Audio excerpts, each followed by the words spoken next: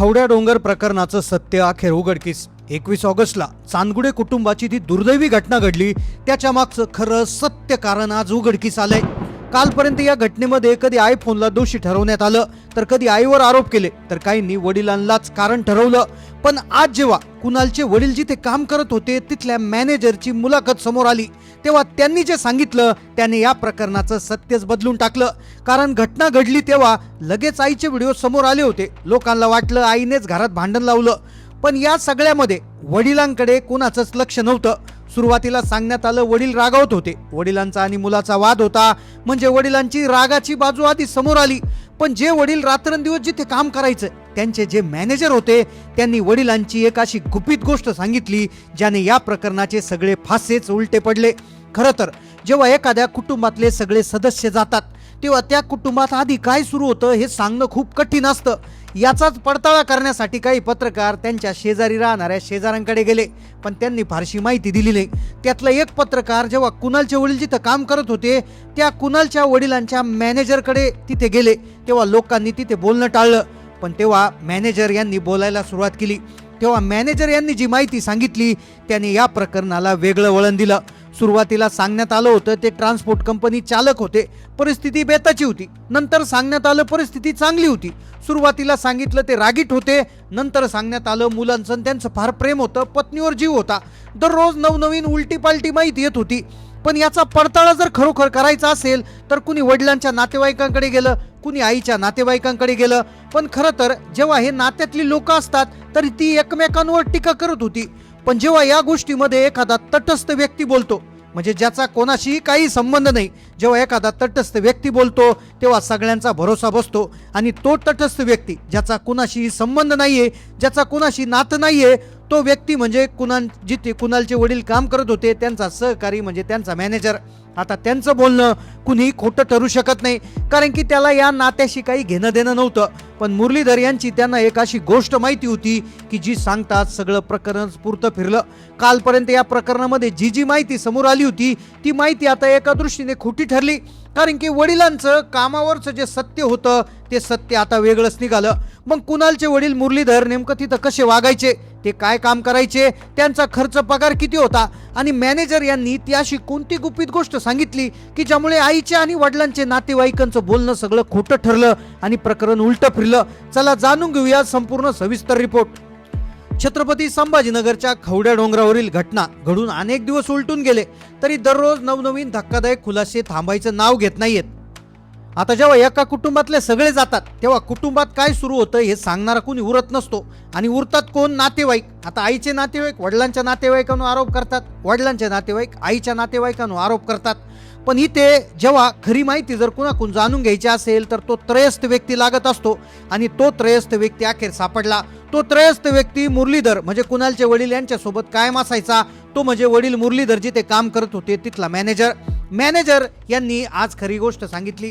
जेव्हा त्रयस्थ व्यक्ती बोलतो तेव्हा त्याला कुणीच खोटं ठरू शकत नाही, कारण की त्याला या प्रक्रियेशी काही घेणं देणं नसतं. आणि अखेर त्या मॅनेजरची मुलाखत उघडकीस आली, आणि त्या मुलाखतीतून मुरलीधर यांची अशी एक गोष्ट समोर आली ज्याने या प्रकरणाचा बेसच हल्ला.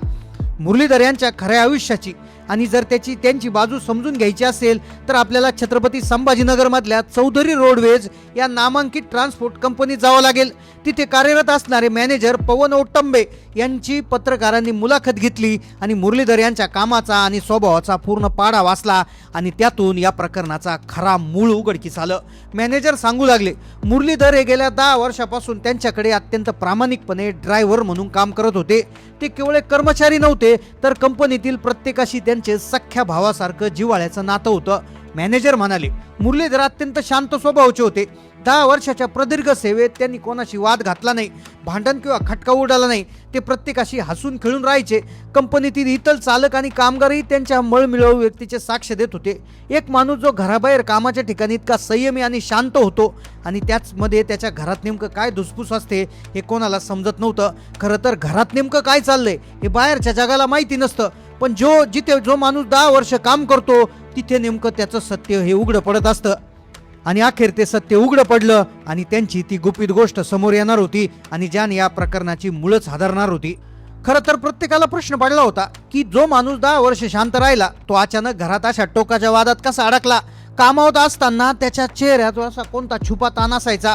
तो कामाच्या व्यतिरिक्त ते नेमकं असं काय करायचे, कोणती होती ती गोष्ट जी आजपर्यंत प्रकाशात आली नव्हती. मॅनेजर पवन ओट्टंबे यांनी मुरलीधर यांच्या रोजच्या कामाचं स्वरूप ते सविस्तर मांडू लागले. मुरलीधर यांचं मुख्य काम छत्रपती संभाजीनगर ते गुजरात असा अवजड वाहनांचा मोठा प्रवास सांभाळणं होतं. संभाजीनगरमधील नामांकित कंपन्यांचा कच्चा किंवा पक्का माल ट्रकमध्ये भरायचा, तो सुरक्षितपणे गुजरातच्या विविध शहरात नेऊन अनलोड करायचा आणि तिथून पुन्हा दुसऱ्या कंपन्यांचा माल भरून संभाजीनगरला आणायचा, अशी त्यांची ड्युटी होती. आता खरं तर हा प्रवास सोपा नव्हता. एकदा गाडी निघाली की सलग 2 किंवा 3 दिवस, कधी कधी 4-4 दिवस मुरलीधर यांना महामार्गावर काढावं लागायचे. दिवस रात्र डोळ्यावर तेल घालून स्टिअरिंगवर हात ठेवणारा हा बाप महिन्याला 30 ते 40 हजार रुपये आरामात कमवत होता. मॅनेजर स्पष्ट शब्दात सांगू लागले. आता कमाईची कामाचं स्वरूप समजलं होतं, पण आणखी ती गुपित गोष्ट बाकी होती. जी गुपित गोष्ट कुणालाच माहिती नव्हती ती त्यांच्या मॅनेजरनी सांगितली आणि ज्यामुळे या प्रकरणाची मुळच हादरली. मॅनेजर स्पष्ट शब्दात सांगू लागले, त्यांच्याकडे पैशाची किंवा संसाराच्या खर्चाची अडचण नव्हती. ते स्वतःच्या शरीराची, जेवणाची, विश्रांतीची पर्वा न करता केवळ मुलाच्या भविष्यासाठी संसाराचा गाडा सुरळीतपणे चालवण्यासाठी गुजरातच्या रस्त्यावर धावायचे. महिन्याला 30-40 हजार रुपये कमवून कुटुंबाला सुखात ठेवणारा हा बाप 21 ऑगस्टच्या दुर्घटनेपैकी नेमकं कुठे होता? खरं तर दुर्घटना 21 घडली 21 ऑगस्टला, पण याच्या आदल्या रात्री काय झालं होतं, ते तिथे कुठून आले होते याचीच माहिती अजून मिसिंग होती आणि तीच माहिती त्यांचे मॅनेजर सांगणार होते. मॅनेजर पवन ओट्टंबे यांनी मुलाखतीमध्ये एक अत्यंत संवेदनशील आणि काळजाला चटका लावणारी तारीख सांगितली. खवड्या डोंगरावर 21 ऑगस्ट रोजी ती भयानक घटना घडली, पण त्याच्या अवघ्या 2 ते 3 दिवस आधीच मुरलीधर हे गुजरातची लांबलचक ट्रिप पूर्ण करून संभाजीनगरात आले होते. त्यांनी नेहमीप्रमाणे ट्रक जो आहे तो तिथे आणला. काही सहकाऱ्यांना त्यांनी त्या ठिकाणी बोलले देखील. सगळ्या मालाचा हिशोब दिला आणि त्यानंतर ते घरी गेले. पण कुणाला वाटलं नव्हतं की मुरलीधर आता शेवटचे घरी चाललेत, ते पुन्हा कधी ट्रक चालवायला येणार नाही. मॅनेजर म्हणाले, ते कामावर असताना कधी कोणाला कौटुंबिक तणाव किंवा अडचणी बोलून दाखवत नसायचे. ते स्वतःचं दुःख आणि वेदना स्वतःच्या मनात दाबायचे. आम्ही कामाच्या ठिकाणी कोणत्याही वैयक्तिक आयुष्यात ढवळाढवळ करत नाही. विचार करा, सलग 4 दिवसापासून मार्गावर ट्रक चालवून अंगात प्रचंड थकवा घेऊन घरी परतलेल्या 50 वर्षाच्या बापाला घरात विश्रांती मिळण्याऐवजी पुन्हा एकदा जुन्या कौटुंबिक वादाचा आणि मानसिक संघर्षाचा सामना करावा लागला.